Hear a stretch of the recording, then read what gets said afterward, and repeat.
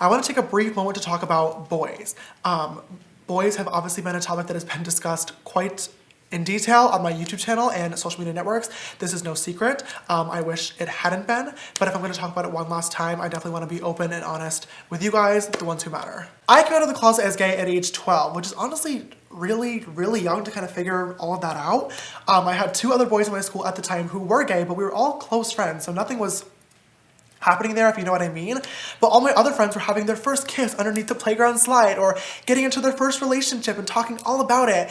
And for me, I was on Pop Tropica and social media networks trying to make friends and trying to find out what else I was interested in. I never really got the opportunity to experiment with love and learn from that as a growing teenager, and I think that that's honestly left me kind of underdeveloped as a person in a lot of different ways. I've been forced to grow up very quickly because of the job that I work in social media, which I know I've said a million times beforehand, but love and relationships is something that I have barely any experience in, and I honestly think that that's why I'm a lot less mature than others may be in the situations that I get myself into. I definitely am emotional and I let that get the best of me sometimes. I can be dramatic, I'm reactive, I'm forward, I'm flirty, and these are qualities that I'm not necessarily proud of at all, but I can confidently say that with each experience I'm learning more and more, and I've been able to better myself. But a lot of times these situations have become public, my own fault, but having millions of people watching you learn can be very tricky. When it comes to experiences that I've learned from in the past, a lot of times I've talked about being into straight guys. Now, this conversation is something that has upset and also confused quite a lot of people. So in order to provide a little bit more context, I would like to play a clip from Tati's friend Jeffree Star's video titled "The Truth About My Relationship." I was single for a long time, and the reason why is because I am really not attracted to anyone but what we call in this world as a straight male or a normal dude. And what I mean by that is, like, you know, I am really into straight guys, and I know that is going to not be surprising to a lot of you. So, you know, from just traveling everywhere and meeting dudes all the time and being around that world for so long, I really kind of fell into a trap of always being someone that was kept like the secret. And when you are someone like me who is, you know, I get asked all the time, even every day on my channel, you guys, I get comments, are you a guy? Are you a girl? Are you transgender? Are you trying to transition? What are you? Being someone that is like me, that is a guy that looks like a woman, right? I keep doing this because so many people are not into labels these days, and I love that. I'm all about that. You do you, call yourself whatever you want, whatever you believe in. I think that is the beauty and the freedom of, you know, living, is we can be whoever we want to be. I've always been into straight men, and the problem with that my entire life is I never found real love, because straight men behind closed doors, they love people like me, they love hooking up, they love having fun, they love the relationship as long as other people don't know. I really like this clip from Jeffree's video because not only is everything in it very accurate, but I honestly feel like he did a great job of explaining a topic that is very confusing and complex and that not a lot of people understand, including me fully, to be honest. Yes, as a gay man, I am attracted to men, and in the past, whenever I have found a guy cute on Instagram or on social media, I have slid in the DMs with a simple hello or a nice compliment. If anybody ever made it clear that they were not interested or were not gay and didn't want to talk, I always apologized for the unwanted attention, and the conversation was put to a halt immediately. I do take full responsibility for sending these messages, and this situation has definitely taught me that sending messages that are so forward and direct like this are unacceptable, and I no longer will do that moving forward. A few different guys that I've talked to in the past have since came forward with their stories or posted screenshots of conversations that I had with them saying that I made them feel uncomfortable, and reading some of them, I honestly felt really bad. I reached out to all the boys directly and apologized to them for my actions. But aside from those few guys, people are treating hashtag James Charles's over party as an open invitation to add to the narrative with lies, which is not only harmful to me, but it's also creating very dangerous stereotypes around the LGBTQ+ community. For example, Zara Larsson, who's a pretty big singer, tweeted saying that I messaged her boyfriend multiple times knowing he was straight. And this tweet got almost 500,000 likes before it was deleted. In her defense, she did later on say that it was only one message, but it was way too late because the media had already ran with it, saying that I was harassing straight men and wouldn't leave him alone. Had I known that he was dating Zara Larsson, I clearly never would have messaged him in the first place, but this is all very hypocritical considering this is how Zara Larsson found her boyfriend. I'd like to pose a question to you, the audience, and ask, why is it okay for Zara Larsson, a woman with a public platform, to tweet these photos of a shirtless man and say, who are you, where do you live, how old are you, why are you so fine, and how do you like your eggs cooked in the morning?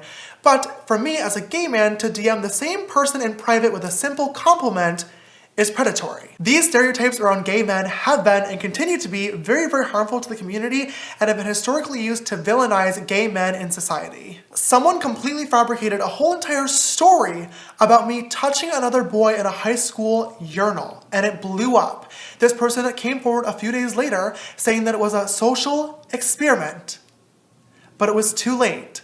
People also completely photoshopped Twitter DMs of me reaching out to these people, threatening legal action if they were to tweet more things, when in reality I have literally not even been on social media and I deleted the Twitter app from my phone. So all of these things are just so false and are so fake, and it's truly disgusting. Also, pretty much every boy that I've ever even communicated with at this point is posting screenshots of our conversation to make a spectacle of me. I've dealt with so many fake stories in the past, from Coachella, the fake sex tape, and now this, and I'm done. I'm done being the subject of these bandwagon stories for likes. It's not okay. Now that we've addressed and cleared the air on the boys, let's get back to our timeline, because somehow there's still a whole lot more to this story and more claims as well.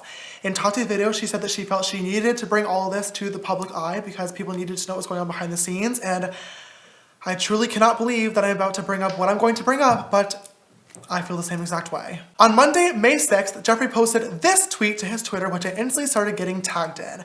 After this tweet and a few other ones from him and his friends, I decided to reach out to him and ask if there was something going on that I should be aware of. He replied to me and he said that it was not about me and that it was about another brand stealing his ideas. This message was in a voice memo, which has since disappeared from the screenshot. You'll just have to believe me.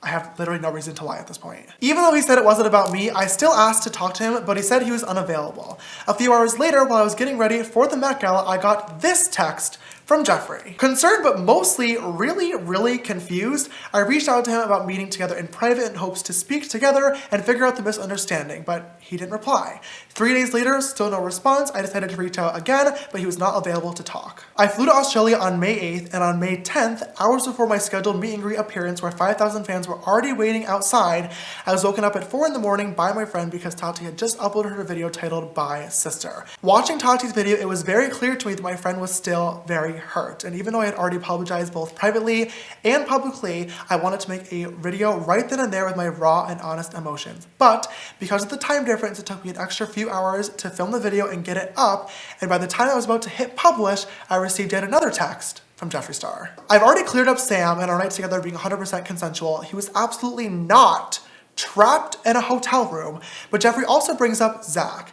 Zach is his boyfriend Nate's brother, and not only did I not pursue Zach, who identifies as mainly straight, but it was actually Jeffree who suggested that I talk to him in the first place. Hey, Nate's brother is single and mainly straight, right up your alley.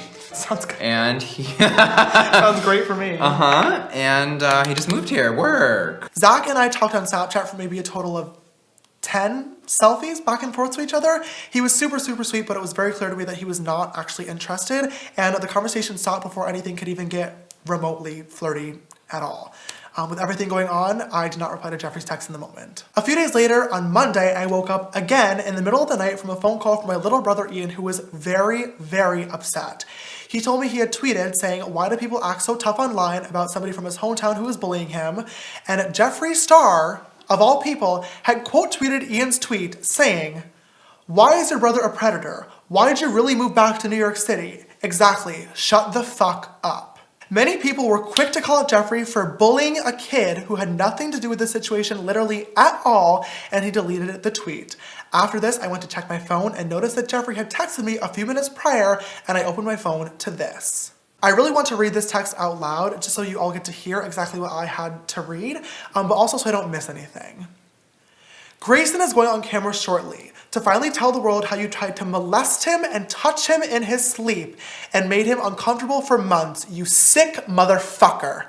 Next, Zach will be going on camera to tell how twisted and sick you were, trying to get him to like you and then make him feel bad when he didn't want to send you photos back. Then Sam from Seattle will be joining me and Cameron to talk about you trapping him in his hotel room. You need to be locked in prison for a very long time. You need the internet taken away from you. You are a danger to society. As disgusting as it is, I have to admit, bringing up Grace and Dolan was pretty clever. At the height of all these allegations and stories going around, both of the twins unfollowed me, not wanting to be associated, and fans started speculating that the rumors could be as to why.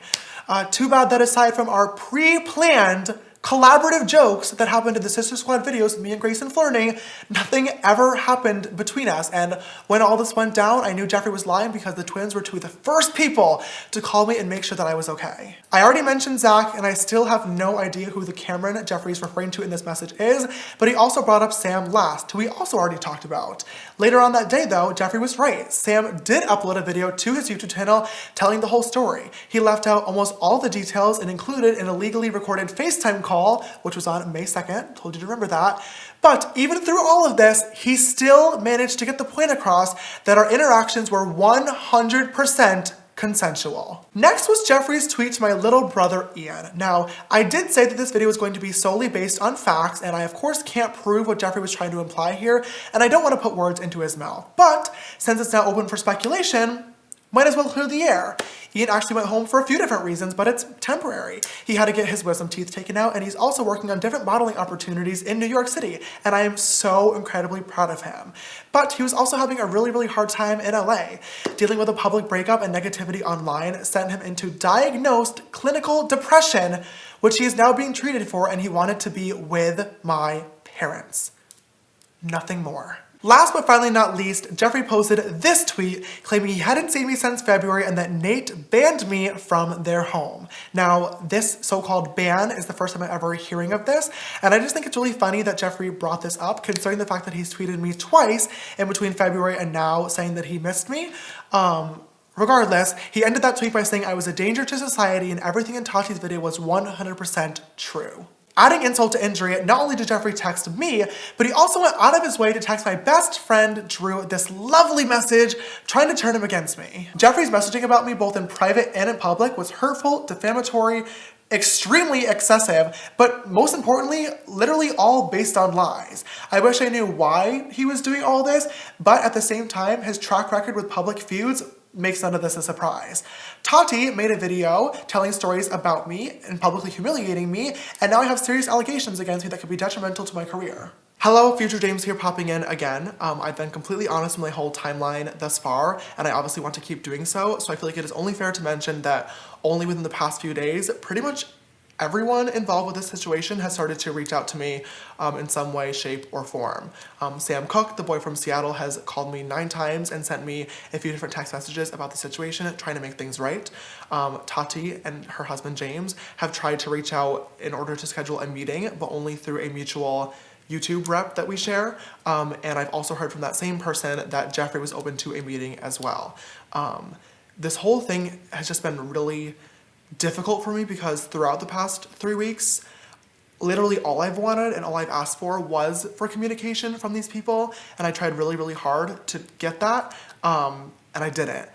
So I declined the meetings because I felt like this was started publicly and it was addressed publicly, and I felt like it was only fair for me to address this publicly as well before meeting behind the scenes and talking further. That sucks to say because I still have love for these people, and I hope that one day we all can sit down together in a meeting for closure and also to discuss how in the future, if problems do come up, we can talk in private with only us involved. But right now I just need time and space to kind of get my head back to where it needs to be and get my mental health back together before I kind of rekindle those friendships, because everything that happened still really hurt. And I like wouldn't wish what I went through upon even my worst enemy, no matter how angry I was. I've always tried to use my platform to spread positivity, but I feel like at this point it's my responsibility to be honest with you guys and tell you that the last few weeks of my life has literally been the most painful time that I've ever had to deal with. And my head and brain for a hot minute went to a place so dark that I didn't think that I was going to come back from. And That, I can't believe I just admitted that on camera.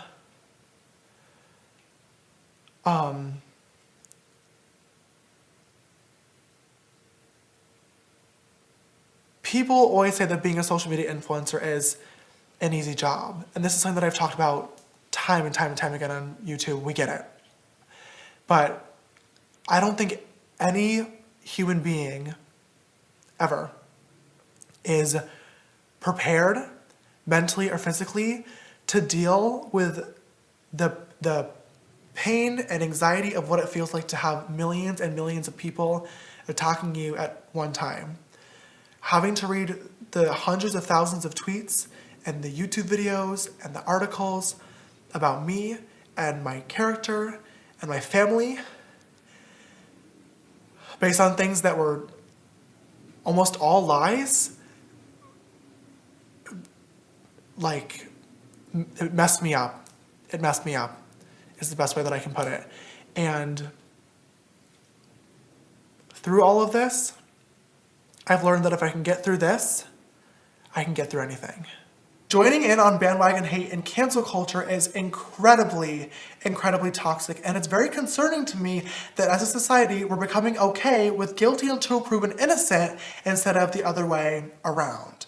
I truly hope that everyone who participated in this, whether it be fans, influencers, drama channels, or credible news sources, take the time to think about your words and the impacts that they may have on others, because I assure you, and I promise you, it's a lot stronger than what you may think. Right now, I have a lot of positive changes that I want to work on in my life. First and foremost, I really want to focus more on spending time in person with the people that I love and care about the absolute most. And I also have a lot of work to do in terms of getting my mental health back to where it needs to be. What's now, you guys ask? My parents and little brother just got to LA this morning, and we all got to hug and be together as a family for the first time in a while. And all my closest friends that are not on my payroll, may I add, are all here too. We're celebrating my birthday next week. I'm turning 20. Gross. Many of you guys noticed that the Sisters Apparel website was down. I was so excited about a lot of the things that we had coming very, very soon, and just the line in general. I am so grateful for all of your guys' love and support on it. It was really, really fun to work on. I also love the team that I worked on it with, but unfortunately I had to sever ties with Killer Merch. I just don't see a world that exists where I could ever be in business with a team ran by someone like Jeffree Star. If you placed an order on the website before it went down, everything will still be fulfilled. Don't worry, you'll get your items. And if you had a gift card beforehand, make sure you hold on to it, because the balance will be valid whenever we reopen, because we are coming back, I promise. In regards to the Sisters tour, which I've gotten quite a lot of questions about, despite the ticket scandal, we are almost completely sold out nationwide, and that is mind-blowing to me, and I'm so grateful. I know there's been a lot of emails and speculation. As of right now, I unfortunately do not have a full answer on what is happening with the tour, but I will have an update for you guys by the end of this week, I promise. Going on tour has been a dream of mine for so long now, and I really want this to happen. I just feel like meeting you guys, and hugging you, and just getting to thank you face to face for what you've done for me is exactly what I need in my heart right now, but at the same time, tour's a lot. And it's a big, big commitment, and I want to make sure that I know what I'm getting into, and that when I walk on stage every night, it's with a genuine smile, and you guys can feel that, and you're able to smile as well. So I'll keep you posted. As for my YouTube channel, I decided that I'm going to be taking some much needed time away from content production. On my last few videos, I've definitely noticed quite a lot of comments talking about my ego or my attitude getting the best of me and getting to my head, and I appreciate the constructive criticism and feedback, and after a lot of reflection, I think you're right. I've lost focus, and that sucks so much, but I want to get back to it so badly, and I want to get back to my original goal when I have no motivation other than just creating original content. And that'll happen for sure, and I already have some great ideas in the works, but it's just going to take a little bit of time. As for my other social medias, I pledged to myself that I'm going to try to power down as much as I can. I'm sure I'll be checking here and there, of course, but I do really want to focus more on in-person time and the people around me that are loving and caring. And that includes all of you guys. Whenever I do come back, I don't know when it is, but I just cannot wait to show you guys a better version of me. I want to end this video today with two things: an apology and a thank you. To my sisters, I'm sorry if I disappointed you, and I'm really sorry that you had to watch all of this go down. You saw a side of me that I'm really not proud of and that I know I need to work on changing. And trust me, I will be. I recognize the fact that I haven't always been the best role model, and that sucks. I've tried, but I will try way harder. But also to my sisters, thank you. Thank you for the messages and the tweets and the emails and the comments that I've received over the past week, making sure that I was okay. And the same thank you goes out to all the fans that were concerned, but offered constructive criticism in hopes that I'd be better. It does not go unnoticed, and you guys helped fill my heart with love when I truly didn't think anything would be able to. The same thank you also goes out to all my influencer friends that reached out to me in private to make sure I was okay during all of this. When it felt like the entire world hated me, it was really comforting to know that there were other people that understood the situation that were willing to show their love. I know who you are, you know who you are, and one day I'll make sure that all of you guys know who they are as well. I think that is all I got at this point. Thank you for watching if you made it all the way to the end, and in the spirit of turning something negative into a positive, bye, sister.